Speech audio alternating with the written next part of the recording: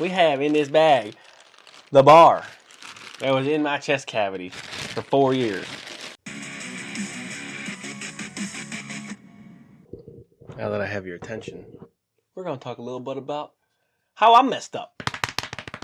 Okay, so this is something I wanted to talk about for a long time. Not too many people know about it. I briefly touched about it in the last video, but we're going to get right into it. I have this thing called Pectus Excavatum. Now you can go on Google and do that, and I'll put a little excerpt here. It'll have the description of it. But basically it is a normal rib cage. When it grows, if my thumbs are the spine, it grows like this. And when mine grew, it grew like this. See how it's down in there? And I never really noticed anything growing up. I mean, I knew I was different. I had a divot, like my chest right in the middle here, sunk down in. But I didn't really think about it. You're just a kid, you run around, you don't really care too much about your health or think about your health. But as I got older and got into bodybuilding and working out, I wanted to do better cardio. So I would try to get on the treadmill, would run all I could, and maybe 5-6 minutes into it, I'd be winded as all hell. Pant like a dog in July.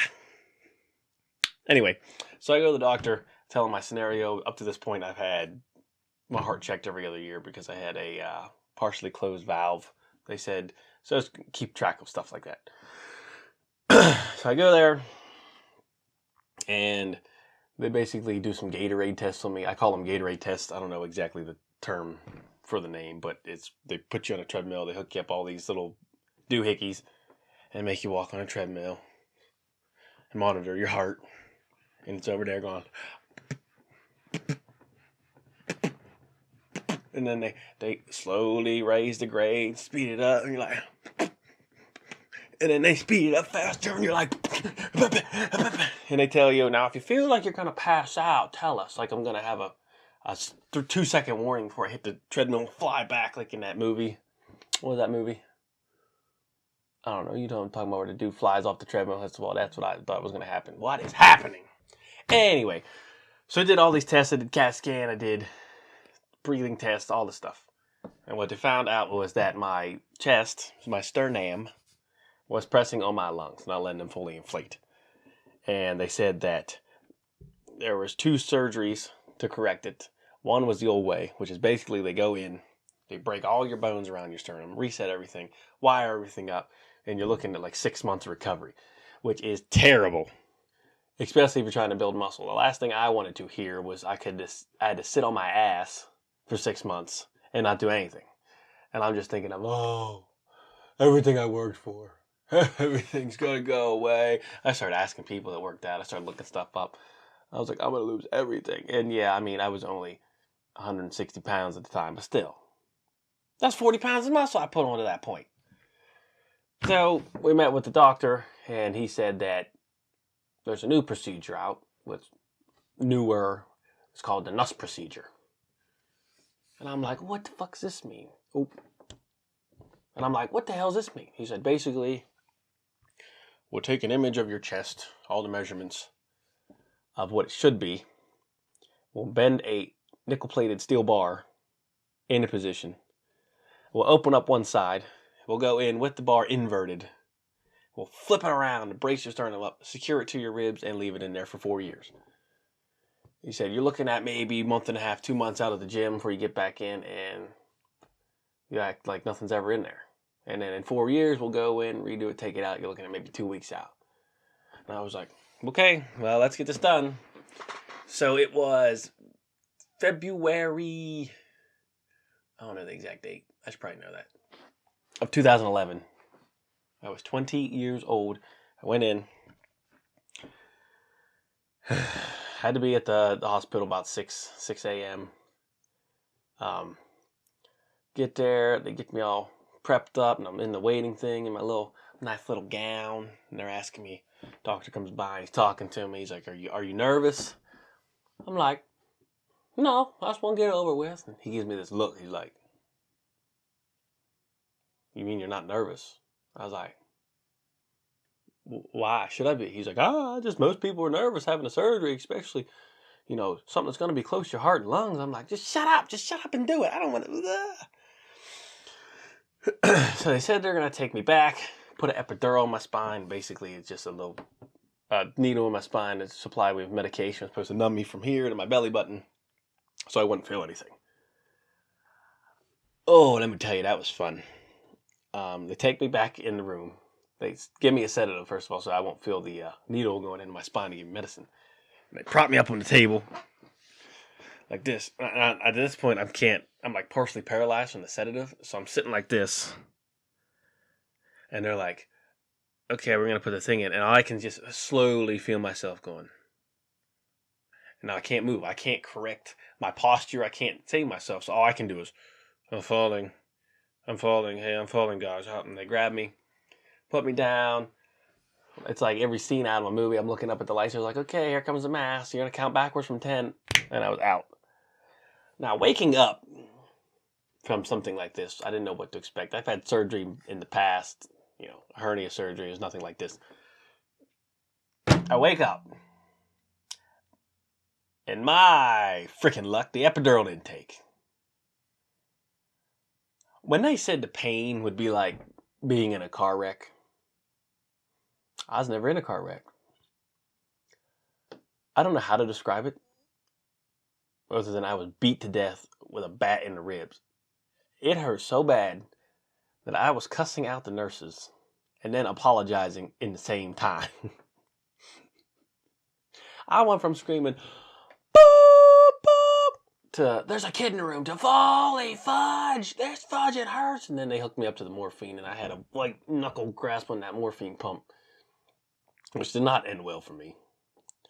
Because little did I know, a week in the hospital with 4 days on morphine seizes your bladder, and having to piss super bad and walking to the toilet and getting 3 little dribbles out requires them to bring a student nurse in and make a tube like this disappear into your pee-pee hole so there's this much sticking out and so I can piss. Anyway, spend a week in the hospital, go home. That was the longest car ride of my life. It was like an hour and a half, 2 hours west of here. Get home, bada bing, bada boom, 2 months. First month, yeah, there was pain. All I did was sleep, really. I had to sleep on the recliner because it was the only way I could lay down and stand up. And the second month, it was nothing but waiting because the pain was gone. Still wasn't loud. I was still on restricted weights until I could get back in the gym. And then slowly went from the movements to adding weight to back up to being able to push weight. Fast forward 4 years. So I already know what to expect. So I go in there and they're like, we're going to take we're going to go in, we're going to chisel the bone away from the bar. We're going to pull it out and blah, blah, blah. And my only request was, can I see the bar? Because this thing's been a part of me for 4 years. We've been through a lot. It's like your buddy, and I really want to take it out and I want to see something. They said there is a possibility it could come back, but since you're 24 now, your bones are done growing, so there's no real possibility. It's a very slim chance. Do the surgery. I'm in the hospital for a day because they had to keep me. I didn't go until late. I do that. I come home, and within a month, I'm back to normal. No really side effects. When the weather changes, I'll notice my ribs hurt when it goes from warm to cold or cold to warm. I know it hurts. Like, I never believe people when they're like, oh, the weather's changing and the pressures. My fucking ribs hurt. And I'll tell you this, I'll never make fun of anybody who has a rib injury because you don't realize what you don't realize how, excuse me. You don't realize how often you use your ribs until you're sitting on the toilet and you can't squeeze to take a shit and you got to drink milk and magnesia and then try to run to the toilet without moving your torso. But my one request was have that steel bar, at least look at it. And lo and behold, this is now 6 years since I had it removed. We have in this bag the bar that was in my chest cavity for 4 years. I don't think I ever took it out of the bag, but this is special. This was in my chest. Look at it. This was in there. This would have been through my ribs on the outside, which I used wire. They said they didn't have to crack any ribs, Or they didn't have to break any ribs, but they cracked. One might have been cracked and moved. And this was inside of me for 4 years. Now, when he went in, he said, you can see it's all beat up there. He said that the cartilage and bone was so much grown around us that they had to beat and chisel away. And I was in there for a good bit. He said he was standing on top of me, standing on top of the table, basically, and ripping it, trying to get it out. And they let it out. And I have a shadow box, and my wife got me, so I need to set it up with a picture of the x-ray. I'll try and find a picture of the x-ray and put it up on here. But I just want to do a little background information about myself, why I'm all natural, why that, what these scars, this is the only scars I'm left with. This and this. This is the side that they went in because it's bigger, had to partially go into my lat, and this is the side where it's just the other anchor point was where it was tied to my ribs. But that's all the only scars I got. Like I said, it's a hell of an experience. There's people out there. I forget the percentage of people that are born with it. Some severe. Mine was really severe. Some aren't. Some are just, cosmetic. But that's just a little bit about me. That's why I wanted to do, the website's coming soon with a bunch of stuff on it. I'm all natural. I wanted to see, I was always self-conscious about it. I wanted to help some people. If you have a messed up chest, it ain't the worst thing. I went a lot thinking way too much about that. And when I got it done, I wish I would have really cared because, so what? I did it. But, yeah, that is the story of how I had a bar in my chest for 4 years.